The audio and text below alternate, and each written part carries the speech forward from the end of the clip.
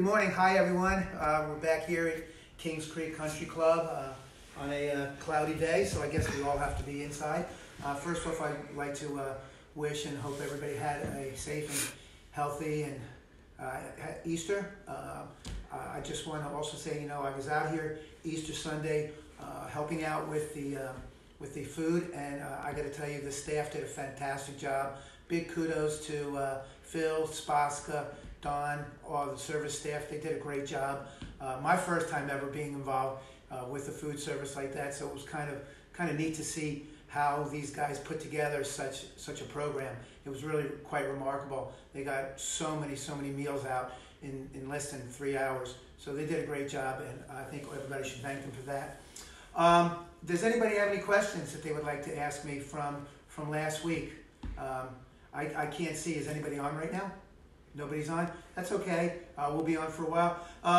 The first thing that I'd like to talk about is one of the books. I've read quite a few books on tennis, and I've seen a lot of videos for pickleball. And to me, probably the best book I've ever seen written, and it could be in anything. It's called The Inner Game of Tennis. It could be used for pickleball. It could be used for your life.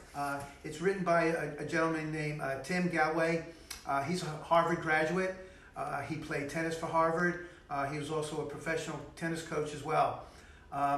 He doesn't really write about the technical side of tennis, but rather the mental side of the game.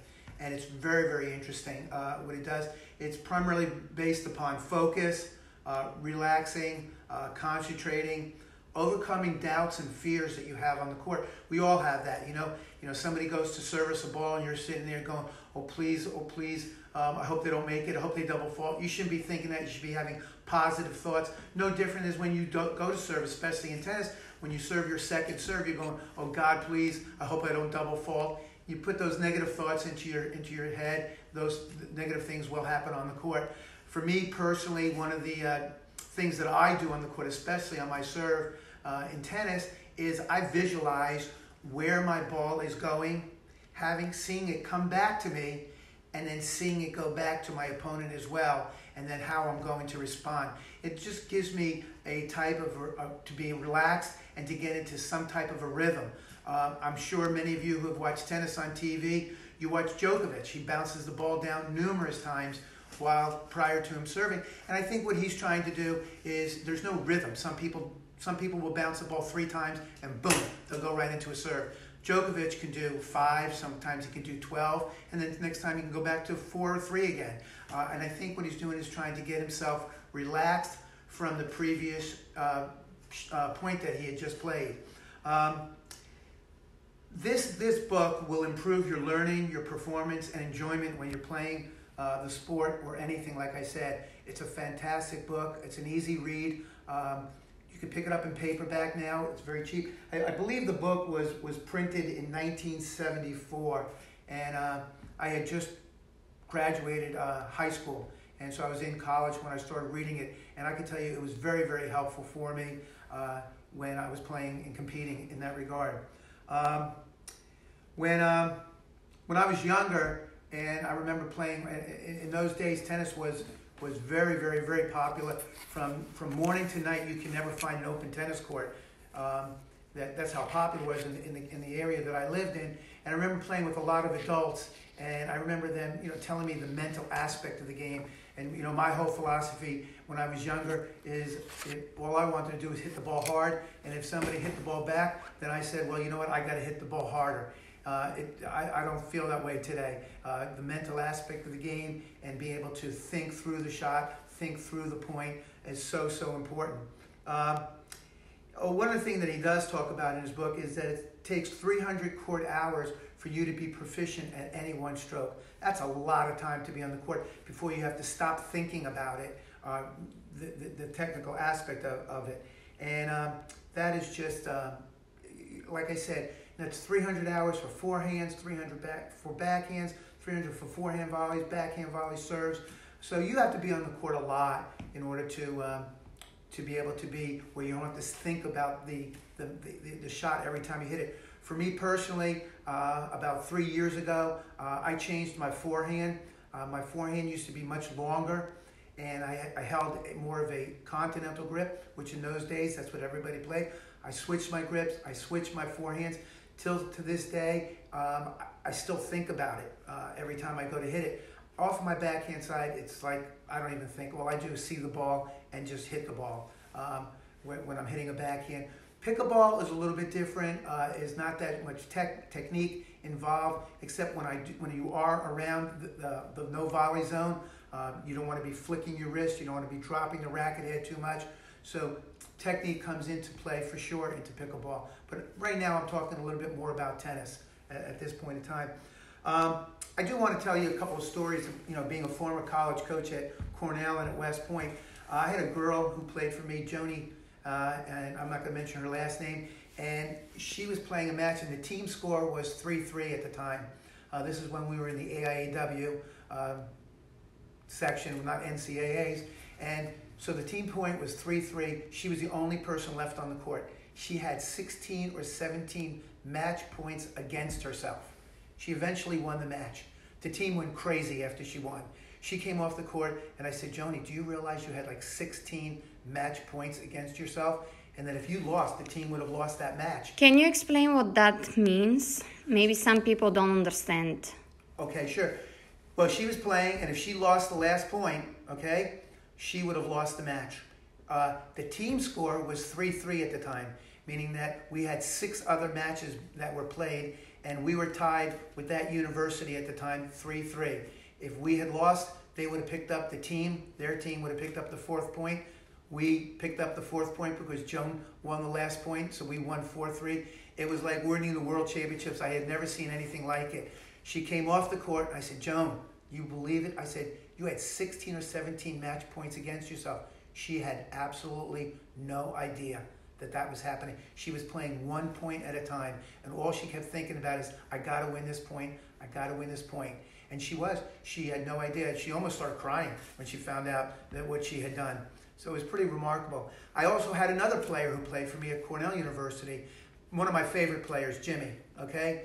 Probably the best athlete I have ever coached. He could do every sport. The guy was unbelievable, an unbelievable natural athlete, but he was his worst enemy on the court, okay? He would miss the very first point, and he would be so down on himself and constantly berating himself on the court, constantly putting himself down, being so hard on himself. And he never reached his potential, okay, of who he could be or what he could have been on the tennis court for sure. Because he was, like I said, he was a fantastic player. He was ranked in the Eastern Tennis Association. I believe he also had a national ranking as well. But he was just so tough on himself. He couldn't let it go from one point to the next. Whereas many of you can see someone like John McEnroe. You watch John McEnroe, and he could be so tough on himself, and then boom, on the very next point, he's playing like a champion, okay? He was able to, as soon as that point started, he was able to turn it off and he was able to play at a very high level. Jimmy was not able to do that, and subsequently, he never reached that, what I felt that he should have or could have been as a tennis player.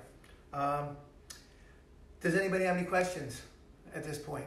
We have 3 people watching, but I don't see any questions. Okay. No problem. So hopefully this session is not going to go much shorter than we've had with the other sessions. I was kind of hoping we had some questions.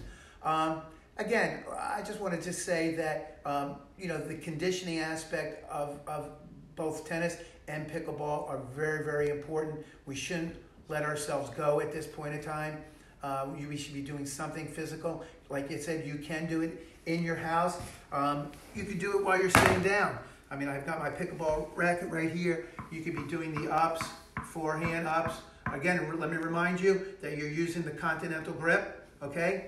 It's as though the side of the racket is like a hammer, okay? And you want to be doing ups. You could give yourselves goals like 10 times up.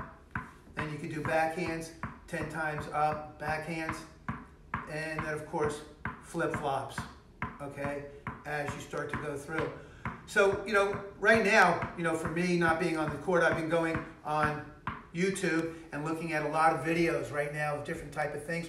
Many of the things that I've showed you already in our past 3 videos that we've had, a lot of the pros are doing that you can watch as well. But again, you can go on YouTube and see some fantastic matches in both pickleball and tennis and get some ideas by some of the things that the players are doing. Another thing that you could work on is, and I didn't do it the last time, but sitting down, you could do it where you're bouncing the ball down like this, and this may look easy, but I can tell you right now, with not being able to use my core right now, not being able to use my legs, okay, by doing this for a period of time, my forearm can get very tired. So this can be somewhat fatiguing, doing it by bouncing it down like that, especially more so even with a tennis racket, because of course the tennis racket is heavier, it's further away, and you can really feel the stress that's being put on your forearm a little bit as you start to do this, hitting down up through the strokes, okay? And again, you could be doing backhands, forehands, and flip-flops, okay?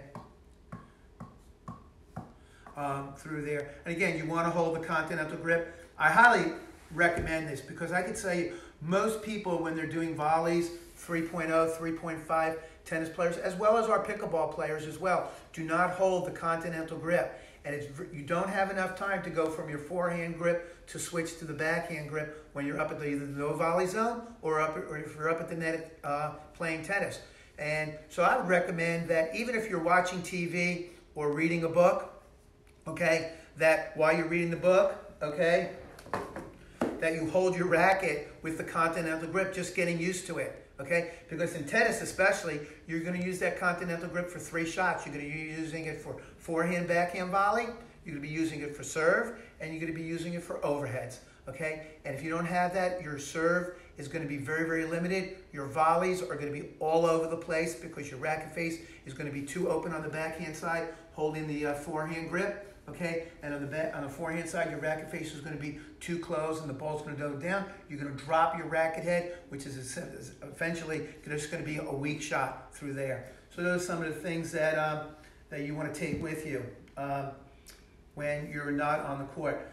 Tomorrow's session, we're primarily going to be doing drills. And I'm going to ask you that tomorrow to bring a few items with you. 1, you're going to need a book. 2, you're going to need painter's tape, okay?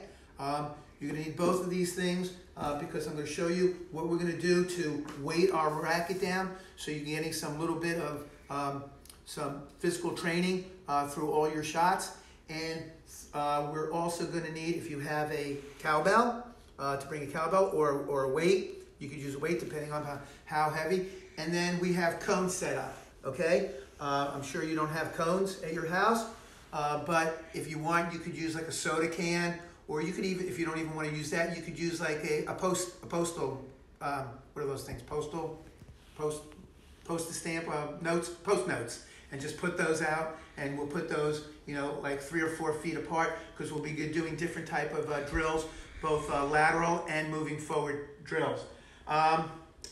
That's it. Does anybody have any questions? Any questions? Okay. All right, well, I'm going to be cutting this a little bit shorter than I wanted to. Again, you can contact me. You can call me at 443-756-8379, or you can contact me through email at smedoff@kingscreekcountryclub.com. I'm still here. I'm here at the club. We're working on the tennis courts. We got to fix a few things that are on them, and the pickleball courts are fine. They're brand new, of course. And that's generally about it. Everybody, please remain safe, and we're looking forward to getting back on the court shortly. Miss you all. Take care.